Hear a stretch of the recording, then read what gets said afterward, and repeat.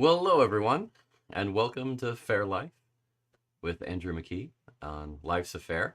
It's that time again. It's another Monday, and wow, what a whoo, what a crazy weekend it was last weekend. For those of you that were out, it was an Easter weekend with warmer than what we were used to before at Sherwood. So, especially Saturday, it was a tough weekend. It's interesting because it really wasn't that hot compared to other weekends I've done fair before, but when you're used to it being a good bit cooler, yeah, it kind of makes it tough. So, something you kind of notice, I suppose. And hello everyone. Hello Kurt and Jan and Kathy and Damaris and Katsurita and Greg and Sarit. Yes. Yeah, I think it's been a very interesting weekend. I know some of you were out there and know what I'm talking about when it comes to the heat. Woo! But yeah, you're just not used to it. But I think after the onslaught that was Saturday, Sunday was a little easier and wasn't too bad for everyone. I think it made it. It's all relative. You get used to that extreme heat, and then you go down a step, and it's not too bad. So that's always nice. So yeah, it was a good week. Let's see. I guess. Well, I guess I should go ahead and talk a little bit about some of the stuff I did over the weekend. There's, of course, Easter. So I had a little bit of fun with everybody at front gate, like I normally do, and did my morning selfie on Sunday, and had a little fun. Uh, you can see it's kind of strange how the morning selfie has turned into such a thing. It surprises me, but can't complain. I'm happy about it, and that's worked. Then, yeah, I got to do my shows and march in parade like I normally do, and that's always fun. Just get to jam and play music, and it's uh, always good, always good. Um, oh, oh yes, and Andrew on YouTube is talking about Restoration, that movie I mentioned the other day with Robert Downey Jr. That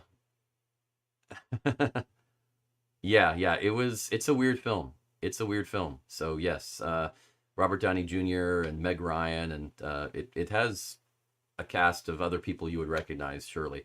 And it's an interesting film. I didn't really, yeah, the whole fever dream aspect. I mainly reference it because it's an historical film and it plays a few good songs that I like, good tunes. So never boring. Woo. Then yes, let's see. Then oh yes, then there's the bardic duel that I do, and I've mentioned that a little bit on here, I think. And what I do is I kind of go back and forth with other performers, and we have challenges for each other. Usually, one of us challenges the other, and we both do that challenge, and the audience votes to see who they think did better. And then the other person challenges, and we both do that challenge, and the audience votes. And sometimes it's a tie, which is, yeah, definitely interesting. Definitely interesting. So that's what happened this weekend on both days. And when that happens, the audience gives their sort of challenge that they come up with, and they are very odd. Uh, I guess this weekend, the challenge for Saturday was what? It was a dance off, which I knew, oh, I'm going to lose this horribly. I'm going to lose this dance off. And then that's Taliesin the Bard, and he's young and energetic and does all this stuff, and he just started doing break dancing and doing all this crazy stuff on the stage. And yeah, I uh, I just figured, yeah, there's no way I'm going to win this. So I'm just going to have fun. So I just looked at the audience. There was a girl in the front row. I just said, hey, do you dance? Yes. Okay. Would you like to? Here we go. And we just started dancing around the combat arena. And she seemed to have a good time. Everybody thought it was great. And for some lucky reason, I won. I guess thinking outside the box is good. And it usually is, because the next day, we tied again, and the audience challenge was a haiku about Lady Gaga's hair. Yeah. So I went ahead and composed a haiku about Lady Gaga's hair. And What Taliesin did was one of the trees was a bit angled, and he just started climbing up the tree as high as he could, and then he started cooing at the audience. So it was a high coo, and he won for that. I almost couldn't believe it. But that's somehow how my day goes. But yeah, that's just one of the events I do, and I really like it. It is uh, it's interesting because our approaches are so different, and it's good when you have sort of a yin yang thing back and forth. And hey, Drew, great to see you. But yeah, it's interesting. It is interesting. Uh, it was from an idea I came up with a few years ago when Ermagerd the Bard was bemoaning the fact that she was put on that stage for one of her shows at morning meetings. She's just said, I don't really know what to do there. That's not a standard stage for me. And I suggested just making it a bardic duel with another performer. And she said, "Oh, are you free that time?" And I knew I walked right into it. So I said, "Okay, I'll do it." And it was fun. And we've kind of kept it going. Um, and yeah, Drew said that with that pun, the audience was robbed. Yeah, that my chat from Facebook does not seem to be coming into my app in OBS, so I can't post chat. So I'm just gonna have to read them out from Facebook for tonight. But yeah, Drew said with that pun, the audience was robbed, and well, I mean, I what I found is that the audience seems to favor when you do something unexpected, when that outside of the box thinking, they applaud, and I get that, and it's an interesting challenge. But sometimes if you can just throw raw talent out there and wow them, then you'll win that. So it's an interesting approach because uh, both Taliesin and I mean, we both kind of go back and forth on who wins, and we're so different in our approaches. It's never boring. It is never boring. And Gwendolyn says that she's even later than Drew Hyan. So wow, that's pretty late. So yes, that was the Bardic Duel, and of course you'll see Master Hasselhoff is emceeing it for us, and always fun. And okay, then I do the pub scene, and that is always a hoot. And yeah, that is just a good time where I jam with a bunch of musicians at the end of the day, and we have a great time. And usually each of us does one of our own songs that everybody backs up. And I usually do Lily the Pink because it's kind of become associated with me and people like it.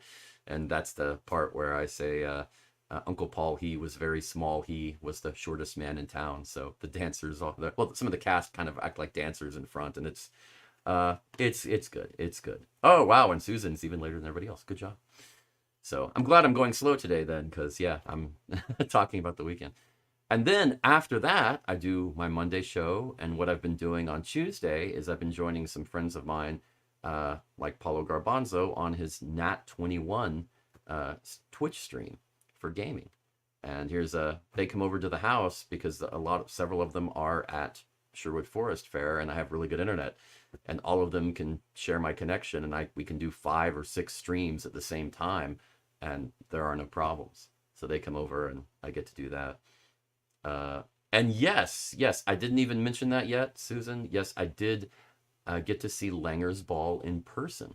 I mean, we've chatted on Zoom meetings for hours and hours and hours, more than I could count over the last few years, and discussed so many different things. I feel like I know them so well, but we'd never actually been in the same room with each other. So they came out to Sherwood, and that was a lot of fun. It was kind of awkward. It's kind of like, well, I mean, I know you, so this isn't really that revolutionary. It's just different because we're in the same room. So it wasn't like I finally get to meet these people. It's like I already know these people, but now I get to see them. So it's kind of an odd feeling because I have known them so well over the last few years. So, but yeah, definitely a good treat to finally get to see them in person. I appreciated that. That is always good. But yes, so Greg just said, "Oh my God, haiku, I get it." Yes. That is so wrong. So wrong. So wrong. Anyway, yeah, so I did want to go ahead and mention that this Thursday, April 21st, is the Queen's birthday. And when I say Queen, I'm not talking about Ren Fair. I'm talking about Queen of England. Yes, where literally the Queen of England. It is her birthday on Thursday. Um, and Susan's talking about that last photo where I was the Green Goblin. Yes, I there was some green light as background light, and I happened to be standing over it, and it just hit my face perfectly. And I love the picture. I kind of liked it. I look really scary. But yeah, Thursday is the Queen's birthday, and kind of a big deal. Wow, she has been the Queen of England for over 70 years. 70 years. And yes, this will be her 97th birthday. So really coming along. And I know what some of you are thinking. You're thinking, wow, 97, she's not going to be around much longer. And okay, that might be true. But to put it in perspective, her mother, the Queen Mother, some of you might remember when she passed away in 2002. Well, she was 101 at that point. So the genetics are there. I think she's still got several more years left in her. And with her stubbornness and will, yeah, I think she's still got some time left. So I wouldn't start counting her out yet.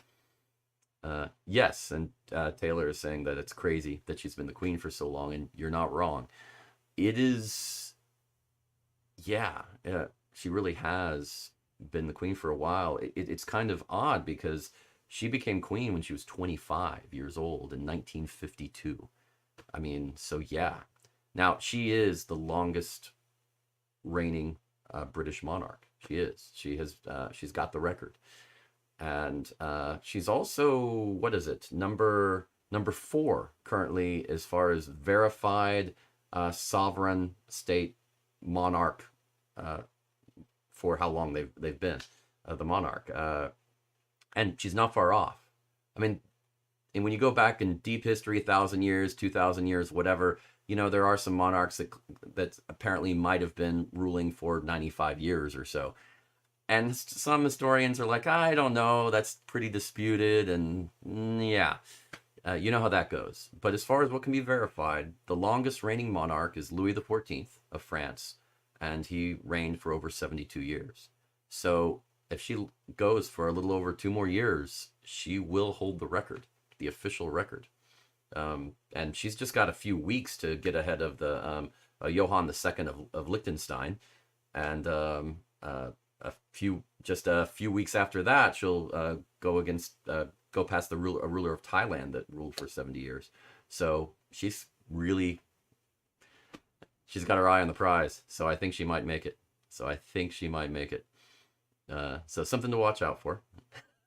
And Kurt says she must be related to Betty White. And yeah. I mean, I think she's kind of got that sort of view of those. Yes. And yeah, now what I was going to say, Liz, because she's talking about the extended holiday for celebration, this is her birthday, but it's not her official birthday, because, wait for it, for the last 170 plus years, the British monarchs have had 2 birthdays. They've had their real birthday, and they've had their celebrated official birthday. Yeah, so, okay, I'm going to give you the story about this, because I find it kind of interesting. Wow. And Susan's just kind of jumped ahead and throws it all out for me before I can even say it. Thank you, Susan. You suck. I was just jumping into that. And actually, that's not exactly true. Yeah. But yeah, that's not exactly true. Actually, it goes a little older than that. I did my research, Susan. I mean, so maybe we should compare notes later. But from what I got, it goes back to George the Second from 1748. So I think there was some more official stuff that went on later. Sure, some changes. But yeah, no, it's what happened was there was a military cavalcade, an annual summer military cavalcade. Just think about it as a military parade and celebration of the military that happened in early June every year. So that was going on. And George II's birthday was in late October, October 30th. And they wanted to do an official celebration. And well, they wanted to do it not only nationwide, but around the whole British Empire. Late October, not a good time of year to do that. It's weather-wise, not the best. So they wanted to do it in the summer. So the idea was we're going to merge it with this summer military cavalcade and do it where we already have the military parade all ready to go, but we'll also make it a celebration for the king. And the history on this is it's there, but it's not. It's a little vague. My guess, based on everything I've read, is what happened was that the monarchy wanted to do this birthday celebration, celebrate with the people in a good month with great weather, but they wanted the military parade, and they just said, "Hey, two birds with one stone. Let's do it on the same day and merge it." And I'm guessing the military probably said, "Wait, we're going to have the military linked with the monarchy, and that's politically always a good idea." So I'm sure they were just as eager to jump on that. So yes, it was one of those great little things. And now George II, historically not the best British monarch. I mean, the historians have kind of looked down on him a bit. They talk about how he wasn't very active, talk about his mistresses a lot, that kind of thing.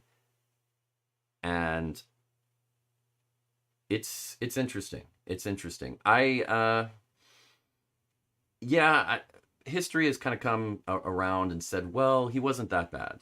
He was very good with foreign relations. And let's see, it was the Battle of Dettingen in 1743 during the War of Austrian Succession, where he was there. He was at the battle, and he's the last British monarch to be at a battle that was fought by the British. So yeah, had a strong influence on foreign relations at the time. So okay, not too bad. This is before George III, which is the one that we all think of from the American Revolution. But yes, that all happened. And then, of course, after George II, you have all of these monarchs after them have their birthdays in the summer or late May. And for the next 150 years, they're all summer or late May. So it was a precedent they set, and celebrating in late May or early June for the official birthday. And then it really wasn't that necessary. They kept it up, but yeah, it really kind of came around back again in back in the 20th century, when all of a sudden the monarchs' birthdays were back in November and everything, and then it really became necessary again. But anyway, yeah, they kept up with that, and it has been an ongoing thing for a while, because you know how the British are about tradition, and they love it. So there you go. There you go. So a little history there. But so we'll be celebrating the Queen's birthday on Thursday, but we'll be celebrating again on June the 2nd. Now, another tidbit, it's usually the second Saturday in June, but if there's a conflict, or if they choose to, for whatever reason, they'll sometimes do the first Saturday in June. And this year they did that. So it's the first Saturday in June. So little tidbit. Okay. So yes, something to celebrate and enjoy. And there's a quick picture of George II, if you're curious, about the same time that this happened, in the mid to late 40s. And and yes, Andrea's saying that Queen Elizabeth II has longevity like her mother, and I made that point earlier. Yes, I really think she will. So I think she's going to be around for at least a few more years. That's my prediction. We'll see. We shall see. Okay. Well, let's go ahead and talk about what fairs are going on, because we added a few to what we had last week. So yes, you can see the fairs that we had last week, but we've added a couple more, and that's going to keep going as we finish out the month of April, and then May is going to explode like crazy with a lot of fairs, like we do. So, and Jan says they'll be in Scotland on June 2nd. Well, there you go. You can enjoy that. And it is celebrated throughout, so something to enjoy. All right, yes, so let's see. We'll start off, and go to the Georgia Renaissance Fair, which is in Fairburn, Georgia, just south of Atlanta. And then, of course, in Texas, we have the Scarborough Renaissance Festival in Waxahachie, just south of Dallas, the Sherwood Forest Fair, just east of Austin in McDade, and the Avalon Fair in Kilgore, Texas. Then over in California, we have the original Renaissance Pleasure Fair in Irwindale, California. That was the first Ren Fair. And then added to the list, um, it is we have one in Tennessee and North Carolina. And North Carolina is the Festival of Legends in Apex, North Carolina. And in Morristown, Tennessee, it's the Springtime, time spelled Thyme, with the Appalachian Renaissance Fair. So something to check out if you're in the area. And they're still pretty south as the weather changes, but as it gets warmer, they'll start heading more north and more north. But yes, should be interesting. So something to check out. Always fun.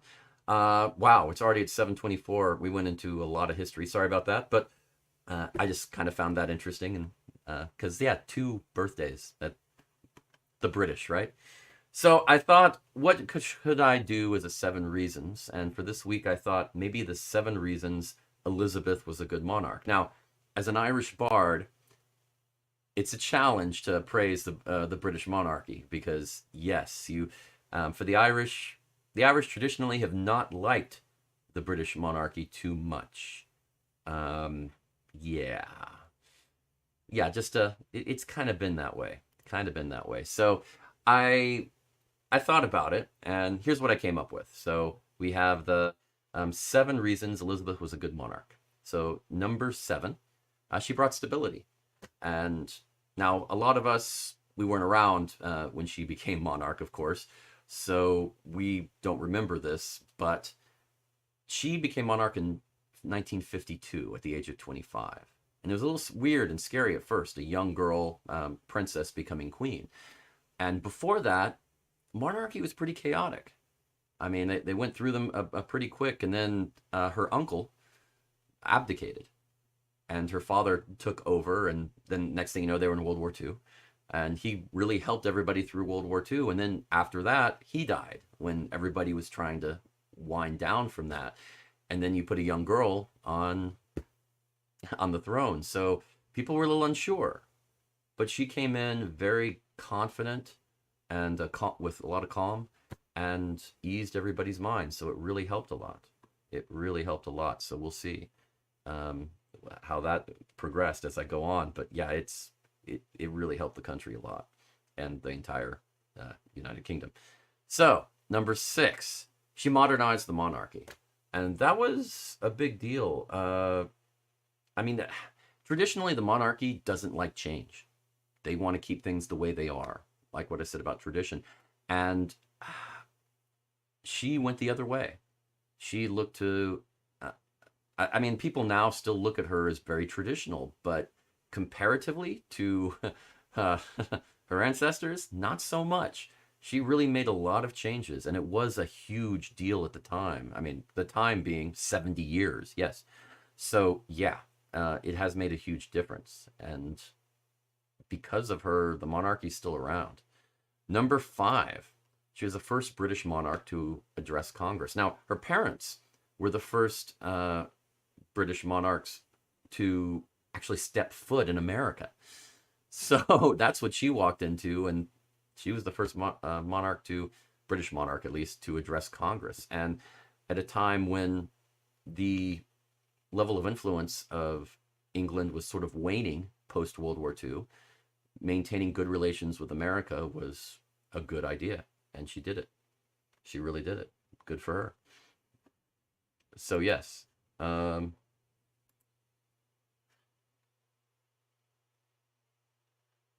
that's weird. I think, huh? Did my stream stop on Facebook? It looks like my stream might have stopped on Facebook.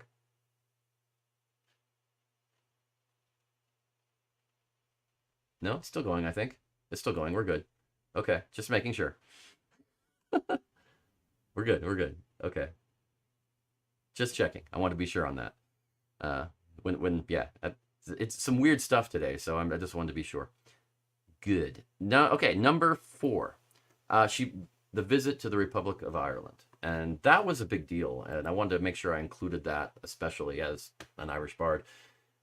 Back in 2011, she went to the Republic of Ireland, and she went to the Garden of Remembrance in Dublin, and she placed a wreath on the monument, and that was a big deal because that was a monument to the Irish people who died fighting the English, and the Queen, coming down and um, putting a wreath on the monument made a good impression on the Irish people, and actually thinking well of the Queen, that was a new experience. So I think it went a long way. It kind of showed a little bit of remorse about how the British treated the Irish, and I think at least that's how it was perceived.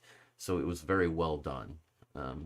A good first step at building some bridges that I don't think had been attempted by the monarchy in the past with the Irish. Number three, her tireless charity work, because there was a whole lot. Oh gosh, she is personally involved in about 300 charities, and the crown is involved in thousands of charities around the world. And she's worked really hard at that throughout her life. And I know it's usually famous people, they should pick a good charity and support it. She's picked a ton of them and has really gone above and beyond. So that is using her title in a good way, and that is always appreciated. Number two, she's reformed the monarchy's finances, and that's a big deal because in the last 100 years, there have been a lot of people saying that maybe the monarchy just should go away, that it's too expensive, that why are we still doing it? And yes, they had a point because there was a lot of excess, and she went above and beyond trying to do away with that. The monarchy was exempt from a lot of taxes, and those Parliament changed some of those laws, and she signed off on it and immediately jumped in and paid taxes on things. Got rid of a lot of excess with the monarchy, and it was a big deal. Yeah, and Drew is saying the British monarchy makes England a ton more than it costs, and there's truth there, definitely. But the British tend to look at things sometimes in a very narrow focus, and there was a lot of excess with the monarchy, and especially with like how some of the princes or kings or whatever had acted, either by abdicating or whatever. It did leave a bad taste in the people's mouths sometimes. So yes. It now, I think that's a big deal, and it's true now, but we're talking about the last 70 years. She changed a lot of that to where it's easy to say now, well, at least easier to say, that the British monarchy makes England a ton more than it costs. That may not have been so much the case before. So yes, it's a much easier to view on the ledger these days. And number one, which I kind of started with today, which is the obvious one, she's the longest serving monarch in English history. I mean, that's an accomplishment right there, and it should be lauded. So good for her. And yeah, so I know this is really weird, a bunch of Queen of England history here, but we're all at least a bit Anglophiles considering our Faire interests. I don't think you can avoid being a bit of an Anglophile if you go to Faire a lot. It's one of those things. You just kind of get used to it and appreciate it, because there is a lot to appreciate with the British, definitely, at least especially in the history. So, well, I kind of got close to 7:30. I tried. There's a lot of information, so I'm sorry I rushed through it. I hope you didn't mind. But yes, an interesting week to say the least. Definitely hot this weekend, and I only have one more weekend of Sherwood. So it's amazing to me how quickly 8 weeks went. Uh, wow, really, really nuts. But that's the way of things. And the way I do my schedule, I never stop during the day. So a fair day for me goes by like that. I barely have time to stop and think about what I've done. I just have to keep pushing forward. Uh, oh well, thanks Taylor for liking to learn more about the history of the Queen. I always that kind of thing always interests me too. History is like that for all of us, I think. And Susan makes the comment funny how the women always rule the longest. You're not wrong. Yes, you are not wrong. That tends to be the case, except with the French, Louis XIV, his 72 years. But don't worry, I think she's going to catch up, so he'll still get that. Uh, and Kurt says, have to respect her, even if I didn't vote for her. Well, that's true. Yeah, when she became queen, I wasn't even alive, so I couldn't have voted for her if I wanted to. But okay, well, great talking with you all, and I hope you have a great week. Do feel free to check out the Nat 21 adventures if you like gaming. It'll be on Twitch. They normally post it on YouTube later, but if you do go to Twitch, just check out Nat 21 adventures and you'll find it pretty easily.